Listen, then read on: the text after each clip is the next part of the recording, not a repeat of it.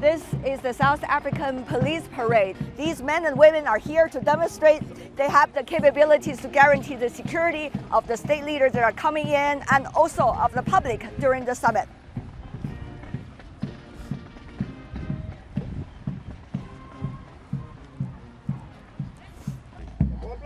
I understand this is the month for the women for guaranteeing the security of the country, so salute to them.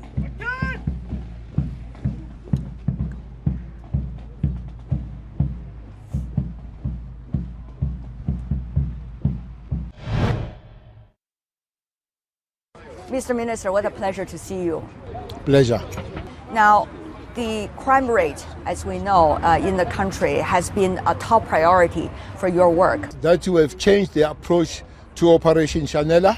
Operation Shanela, I've explained it, is a Nguni word meaning sweet thara. It was sweeping thara, was sweeping criminality and criminals away.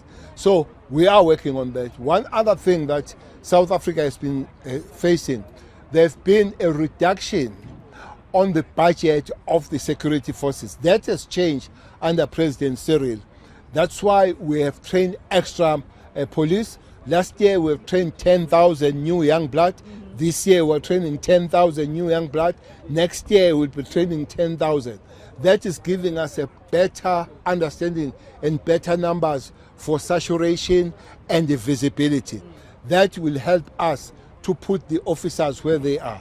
But we are also working with other countries to increase our expertise and the understanding. The country that we work most with is the People's Republic of China. Personally, last month I was there. I spent some time. I visited police stations and all that.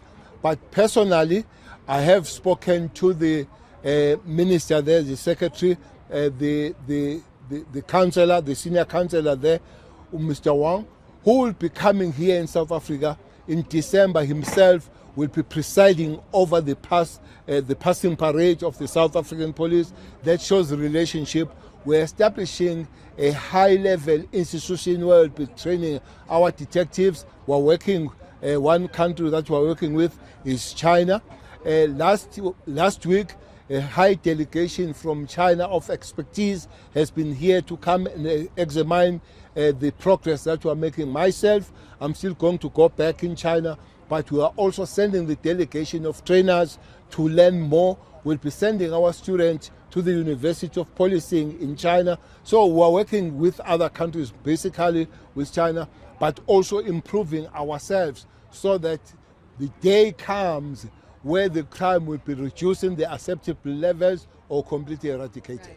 So security, very important. How can we make sure more cooperation, more synergy in terms of cooperation of security can happen? And also, how can we learn, mutually learning from one another? Well, indeed, there can't be any growth of any economy without a stable, crime-free situation.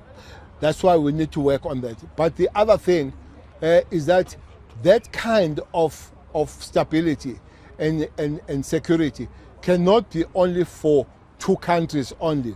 We need to spread it to other countries, especially Southern Africa where we work and those that we work with. For instance, in South Africa, we work with our sister countries neighboring.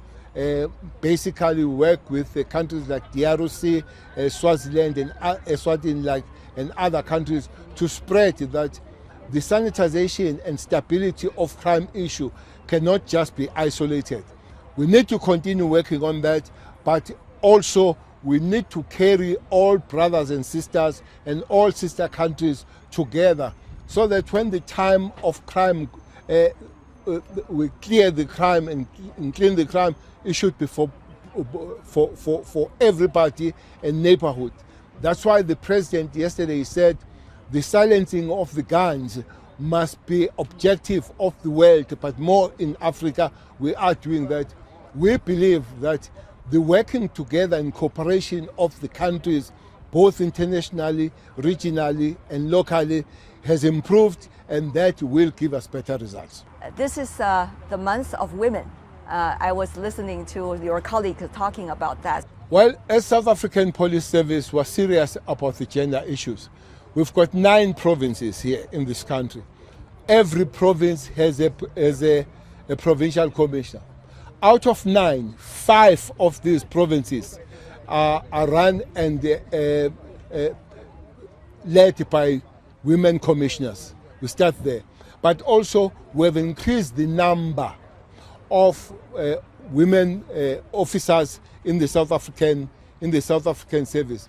Fortunately, next on the 31st of this month, President will be addressing all women in uniform in the country down in Gqeberha, which tells you that we are taking the issues of women very serious. They are effective, they are working, they are putting both face of human and authority. That is a call we are making, that all our officers, but women must also, as there was an extra call on it, women must take care of women, ordinary women, children and elderly.